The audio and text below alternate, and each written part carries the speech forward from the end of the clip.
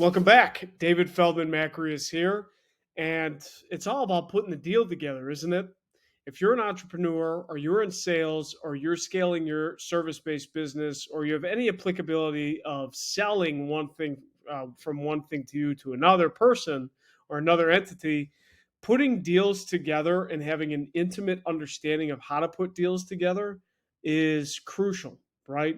And I think it's something that has come pretty naturally to myself, only because I've been exposed to it for quite a long period of time, from my upbringing to early sales jobs to, different exposures to a lot of different business units, and then having certain social skills to be able to do that. It also helped that I have a technical understanding of the technicalities that go into it. My mechanical engineering and technical trade has also helped because you're physically putting things together and seeing how they work from a more technical basis. So when you step back and you do something from not as a technical basis, but still can understand the different technicalities that go into things, putting deals together at least comes naturally to myself. But not everybody has the same experience, right?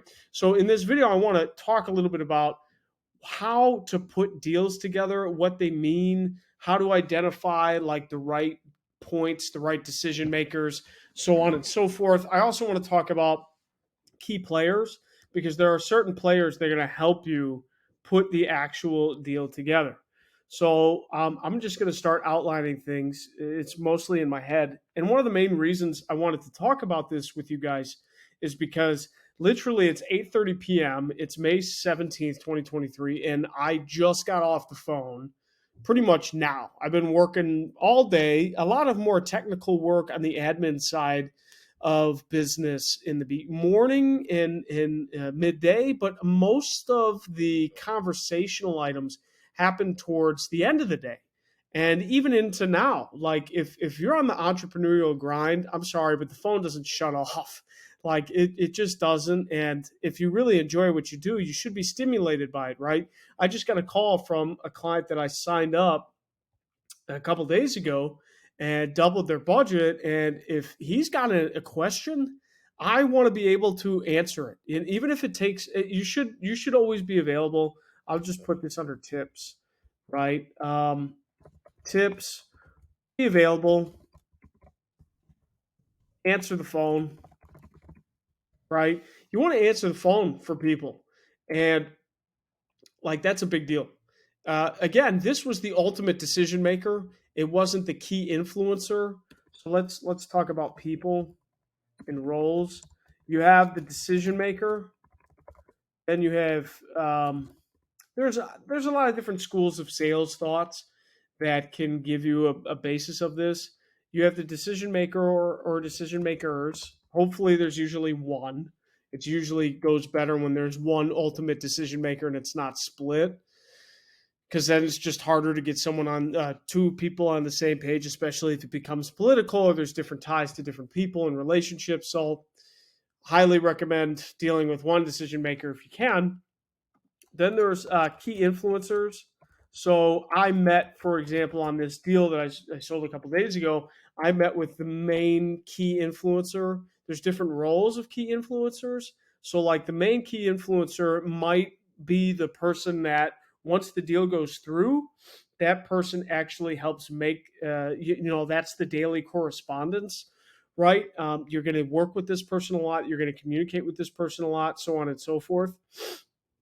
Also, the key influencers is going to ultimately be the, again, key influencer for the decision maker. So if you could put together a package where the decision maker, it makes sense for them, and the key influencer vouches for you, then you're pretty much a done deal, right? You're pretty much a done deal. So what you have to do is putting the deal together. Let's see, putting the deal together. Where was I? Literally, I was just putting a deal together now. See, it's 8:43. If you look at the little thing, it's not 8:30 anymore. I was putting a deal together right now, but it's actually with family. So that's why it never stops. Like putting the deal together never stops. All right. So what were we talking about? We were talking about decision makers and key influence. The decision maker Why is this not working? Okay, the decision maker actually has to just say yes or no, right? So give the decision maker an easy way, hello, easy way to say yes. Give the key influencer everything they need to make their job easier and show results. Like, that's really it. If you can do that, that's really it. Like, that's how you structure the deal. And we're kind of building this as we go here, but who else is involved in a deal potentially? I'm going to call them a connector. This is usually like a referral, a person referring you, a person that it knows a couple contacts. Maybe they know that they have skill sets or you have skill sets that is valuable for another person that they know. So they're connecting you. Usually, connectors or referrals should be compensated in some way. They should either get part of the deal or they should either get a percentage of it, and that's pretty much a referral, right? That's a connector. So a connector usually, if it's a good connector, a connector knows not only the decision makers but also the key influencers because that just makes the deal more sticky. Just because a decision maker wants to necessarily go with you, I've had this too, or a decision maker wants to necessarily go with you, the key influencer, if they're not in your corner or they have resistance or they have some, disapproval with the deal in some way, then you're going to have trouble. I've also had a deal recently where I got the decision maker's approval. He wants me to move forward, all this stuff. But his key influencer, the person that I'd be working with, doesn't really know, is pretty skeptical on the whole deal getting put together. They're skeptical on the deliverables. So it's made the deal harder. So in all the deals, you'll pretty much have a connector, a key influencer, and a decision maker. And everyone goes, oh, I just want to talk to the decision maker. And ultimately, you do need to get in front of the decision maker. It's easier if you get in front of the decision maker and then you work it backwards from there. I do think it's easier that way. Like if you have the key, if you have the decision maker's blessing, you're pretty well suited. But it goes a lot better if you have the decision maker and the key influencer's blessing. It's a no-brainer. The deal just happens. It just gets done, right? So that is that is the main item. That is like the reason why it happens. To give you an example, like that deal I'm talking about a couple of days ago. So that deal, I met with the key influencer, and there's a couple of them, but I met with the main one, right? The main key influencer that I'm going to work with, that's going to text me, that's going to be my day to day contact. He's got like an understanding of how the budget goes into play and what exactly is needed. So he did that, and then we put it all together, and I presented it to him, and he said yes to everything, which is great. So, and we already had a gauge that the decision maker was going to say yes to the key influencer. So we knew the deal was going to be really, really solid. But again, once we did the budget proposal, the decision maker is the one signing the checks, right? That's usually how it goes. That's the person that is signing the money. So the decision maker really needs to feel good and know and answer all the questions. So just 30 minutes ago, the decision maker that wasn't on that meeting from the key influencer, even though I already said yes, called me direct at 8:30 at night and said, hey, I got a question about this. Well, guess what? I know he's probably going to have some questions because he wasn't there and he asked different questions than the other key influencers. So if I know I'm seeing his call, you better freaking answer the phone. And that's how you make sure deals are put together and they're executed well. And that's how you get trust from everybody.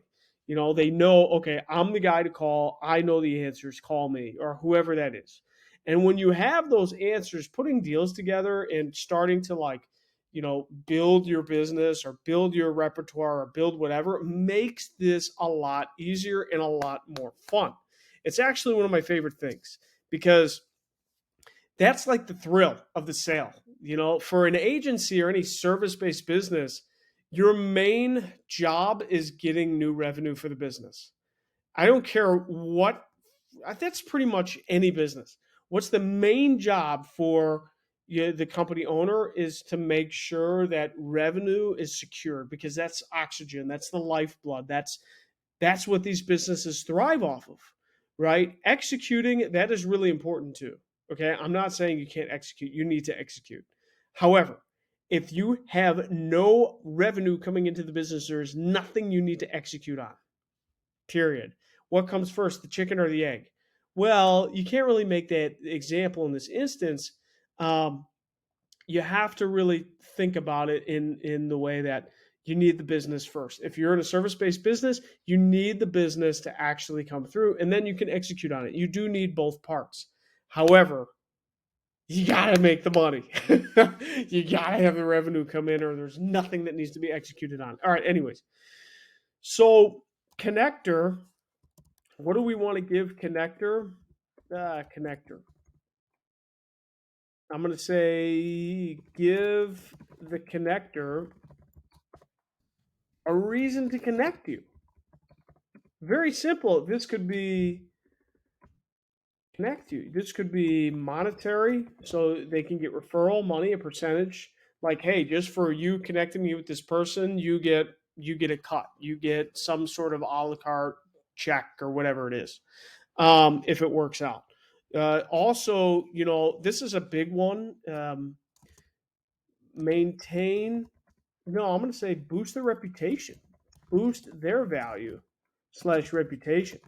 You can have people connect you, and when you do, and if you do a really good job for the people, then you want to boost their value. You want to boost their reputation. You want to boost like their credibility. Like, wow, as the decision maker, they go, wow, this person connected me with this person, and the person they connected me with is doing a really good job, and I really like them. Guess what? The value of both of us in the decision maker's eyes and the key influencer's eyes just went up a lot. So again, all the different dynamics of putting the deals together.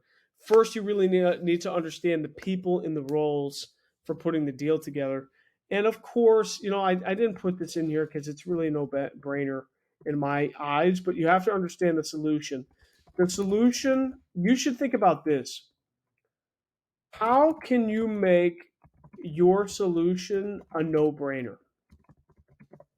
Meaning, without them even having to have a lot of thought about it, just make it easy. Like, how can I just make them say yes? And that, if you keep that principle in mind, then that's going to help with everything else. That's going to help you just do everything and connect it all. I think I really got exposed to a lot in my first sales job, which was selling vehicles, selling cars, one of the slimy car salesmen. I tried not to be a slimy car salesman. I tried to be pretty honest, upfront, have integrity. But it was really good life lessons, because you're selling big ticket items to everyday people, right? and and they're all walks of life. You have to deal with people that have all different challenges in life, and you're trying to get them to buy this, what mostly is the second biggest ticket item, and even in some cases the largest ticket item that they'll ever buy in their life, a vehicle, right, next to a house. So you deal with all walks of life in that respect, and that taught me a lot. You have to be a people person, you know be a people person. You have to really like people. If you don't, and you're trying to put deals together, why even bother? Try something else, to be honest with you. If you don't like people and you don't like conversating, you don't like the challenge and the chase, um, you know, that is, I don't even think it's going to work for you. I really don't. If you have an interest in people, however, and you really do like dealing with people and providing them solutions, and you get satisfaction from that, and you get satisfaction not only from closing the deal but actually providing a really good service, then you will be really stimulated in a positive way. Like, look at me, it's almost 9 o'clock at night, and I wanted to cut my workout. That's why I'm in this hoodie. cut my workout like short just so I can make these deals and then tell you guys about it because I think it's really valuable. There's a lot of stuff I'm missing in here, and I'll probably make a part two, but I wanted to give you at least a little snippet about how to put deals together. And I'm sure we'll have more info on this. If you guys want me to go of like actual examples in full detail, I can do that. Um, I think one thing we have to cover in future videos would be actually how to finalize the deal, meaning you get everything layered in, you get everything layered up. All right, how do we just close it? Like, let's close this deal. So I think that'll be a topic for a future video. This is kind of like intro to the deal, so I'll put putting deals together 101 in intro and introduction, and we'll have future videos on it, expanding upon this further on about how to close the deal, stuff like that. Um, One item too I want to mention is at some point let's do the steps to the deal, and we're going to use a online service based industry model. So this is really tailored towards agencies, entrepreneurs. This could be anybody, for example, creatives, designers, SEOs, coders, anybody selling, SaaS companies, anybody selling or aspiring to sell anything online, service, social media service companies, whatever. Anybody trying to sell their time online. Oh, consultants, this applies, right? If I have to, talk about the steps to the deal, let's put examples. Steps to the deal would be it's usually like 3 phone calls or 3 contacts. So, 3 main contacts. Of course, this doesn't mean like, okay, maybe you're doing cold calling or you're doing cold emailing or you're whatever. You usually have to contact more than 3 times. It's not just like a 3 time thing. But once you get up to the certain steps, it's like three. Let's call it the 3 steps. 3 main steps. First, step one is like a 10 to 15 minute introductory conversation.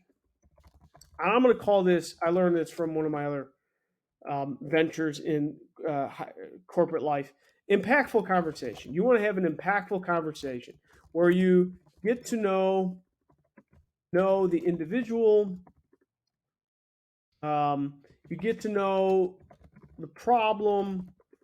They start to get to know you, right? They start to get familiar with the solutions you can provide, right? So that's like step one. Let's call this step one. And it usually takes place in some sort of 10 to 15 minute introductory conversation. As you begin this, maybe it's a PowerPoint proposal, maybe it's a demonstration. It could last longer than 10 to 15 minutes.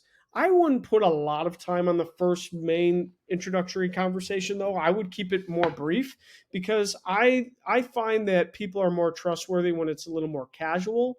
You're also trying to do a lot of fact finding. You're trying to understand their problem. You're trying to build some rapport, right? Building rapport. You're trying to do all these different things at the same time so that it's like you're feeling each other out and seeing if it actually makes sense. Also, in this, I like to give a price range. Usually, I see companies don't like to do this right off the bat because they're like trying to follow their own methodical steps. I don't like to do this because what I found selling cars is in a lot of other sales. It just when I look back, I see it in car sales. One of the biggest items that you can do, and one of the biggest barriers to entry is the price. That's when it gets legit, right? That's when real deals. How do you know it's really going to be put together? You want to qualify, right? So these are different stages: build rapport, find a solution, qualify the service, right? And that's what basically all this stuff is. When you qualify, that includes price. So you want to scope out some range. So, for example, what I like to do, I like to give a very, very loose range. So I love this one. I like. I deal with clients with marketing budgets anywhere from $500 a month to uh, $50,000 a month. That's a super wide range, right? So it really depends on the type of business you're working with to identify like what their marketing price range would be. You and this is really getting elaborate. This is more like how to price your services, but to find exactly what the sweet spot is, you have to do some research. Like, what's the competition? What's your viable service? What's the market call for? Are you in range? What's your expertise? Plus, what's the client willing to pay? So, I've built websites for cheaper. I've built them for more expensive, but there's also different things that go into all of that, and it depends on what the client's willing to pay too. Clients that have a higher annual revenue are going to be willing and open to paying more for a specific service, especially if they want more elaborate and more in depth, than a client that has lower annual revenue. So you kind of have to base it off of that, and every deal is unique.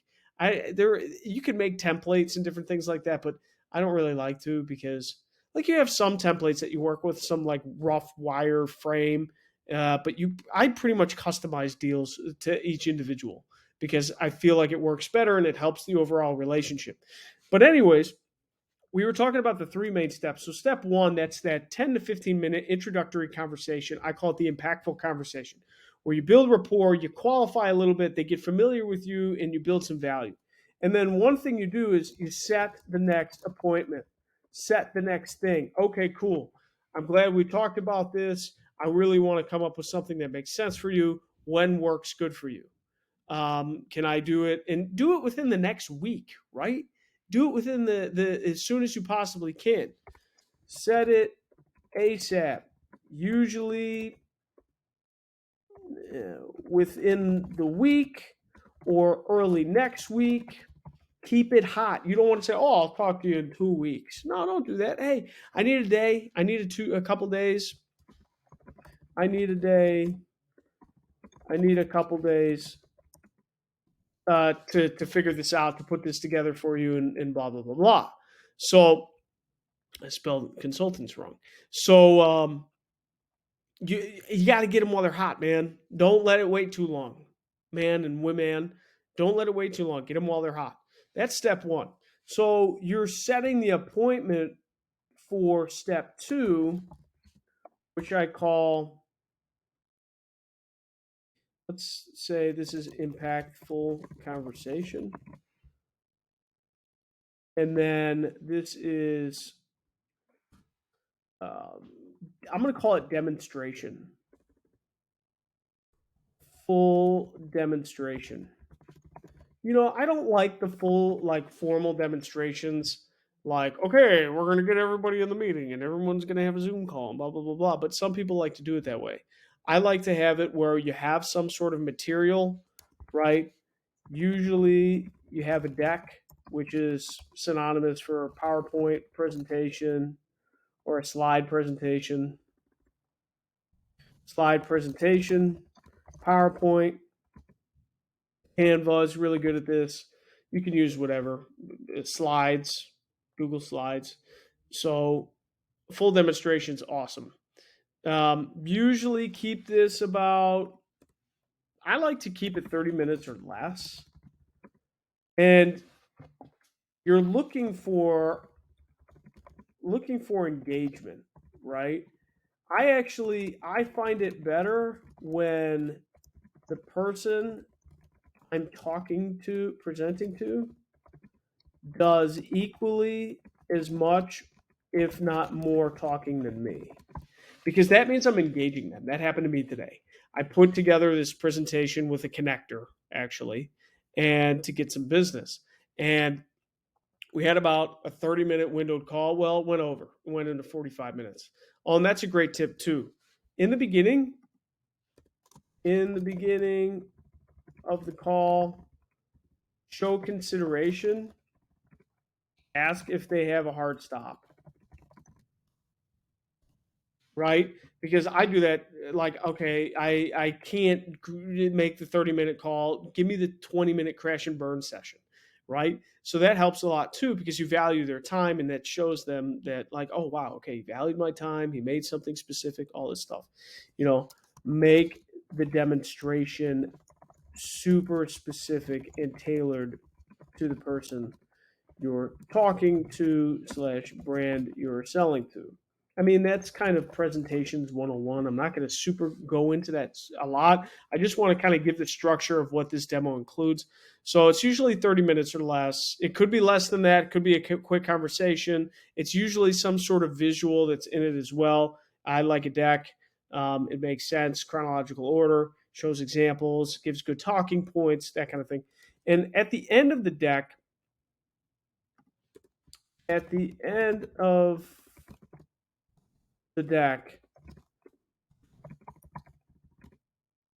define your deliverables and define the pricing slash timeline that you need to complete.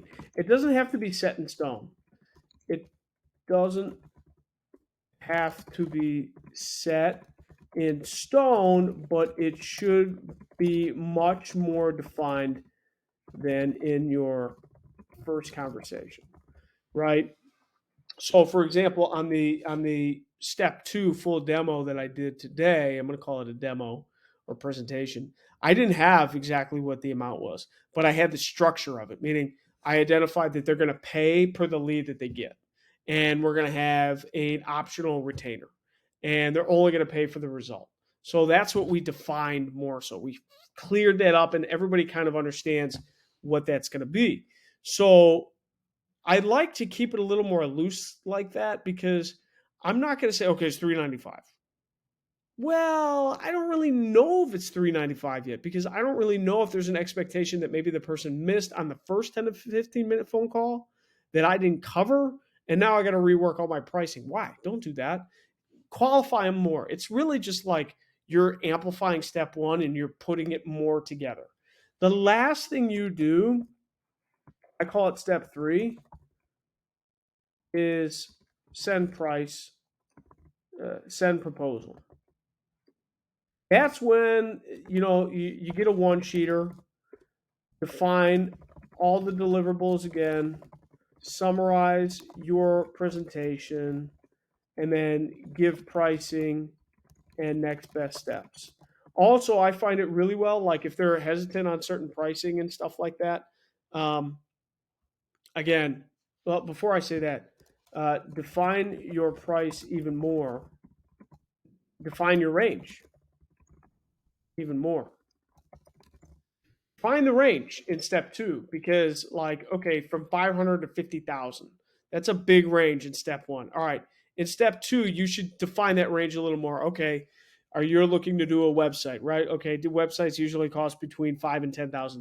Just throwing that out there, it's arbitrary. It could cost a lot less, could cost a lot more.